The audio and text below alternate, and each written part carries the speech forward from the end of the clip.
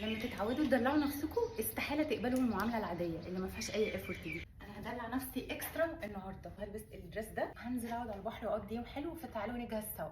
تتعودوا تدلعوا نفسكم وما بتستنوش حاجه من حد، ودي حاجه عظيمه. شكله ما بانش قوي بس ايه، تراست ذا بروسيس. هلبس دول عشان لسه هغير السكارف. مش هتكلم بقى عن الثقه بالنفس اللي بتزيد عندكم مع كل مره تقدروا فيها نفسكم. حط ميك اب قوي عشان يعني احنا نازلين البحر، شويه برونزر كده. تعملوا ده بعد كده بتشتغلوا طاقه اكتر وتشجعين عشان عارفين ان انتوا هتدلعوا نفسكم تاني. مستنيين بقى ده من حد. اكيد حلو لو معاكم حد متفق معاكم على نفس الحاجات، بس لو مفيش عادي جدا.